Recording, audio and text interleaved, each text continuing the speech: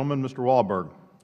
Thank you, Mr. Chairman, and thank you, Secretary, for your willingness to come today. I want to ask questions about a program that you are now responsible for caring for and undertaking. It's a program that I must admit right from the get-go I don't support. I think it is ill-advised. It is top-down management of a set of indicators that I don't think we can do effectively from the federal level, and that's the college scorecard. Is the goal of the college scorecard in your mind to determine which colleges and universities are legitimate?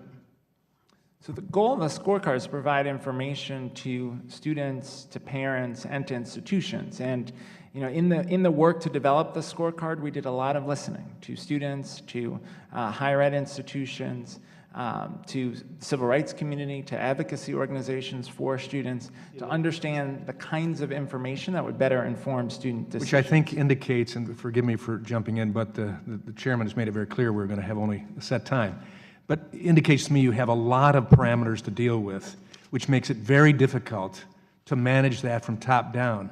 When we have accrediting institutions, when we have schools themselves, when we have the responsibility of individuals, parents, students, to do the research necessary to find what schools work.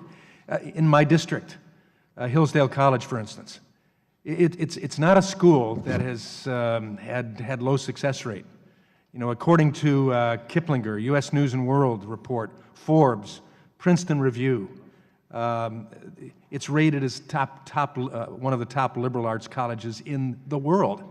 And yet it's not included in the scorecard simply because it takes no federal or state monies, and so it doesn't come into some of the plans where you will pick information from, but it also comes in some of the rating institutions or recording institutions that you do take from, but they're not included. I don't think that's accurate to portray Hillsdale College simply because it's not in a scorecard. It's probably not worthy of people going to the school. Do you?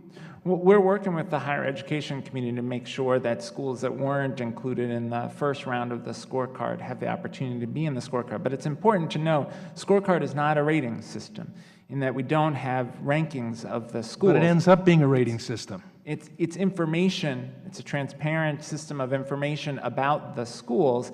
Now, people can use that information, and one of the things we were careful to do in the development of the scorecard was make it possible for others to access the data, protecting student privacy, able to access the data to create other tools that might inform students about things like how much does the typical student leaving this school have to pay in student debt? How much does a typical student leaving this school earn?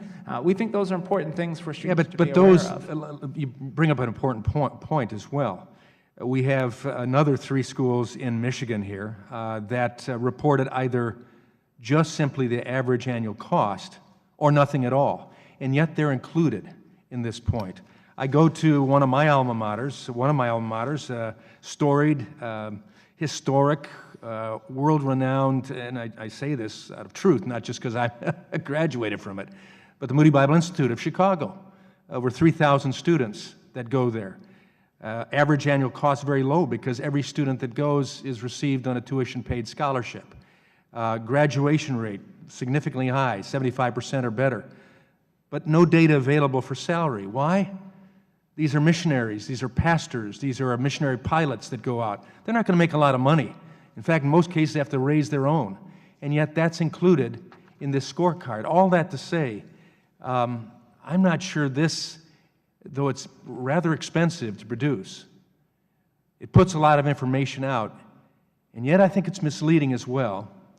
And I'm not sure that the federal government should be involved in putting out something that, as you say, is not a rating system, but it becomes a rating system.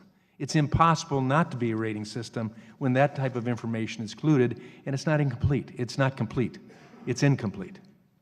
Again, we feel like the transparency for students about the information we do have is important and can inform decisions. I was in a high school a few weeks ago, sitting with students who were using a tool called Pell Abacus that relies on the information from the scorecard. And it was a high-needs high school in the district. And you could see students realizing that schools they thought were out of reach for them because their sticker price is so high, realized that no, in fact, they could go to that school because of the financial aid that was available. And I saw students literally change their mind about what they thought was possible for them because of that information. That strikes me as a worthwhile Well, it would be good to be complete and accurate information. The gentleman's And I yield time back. has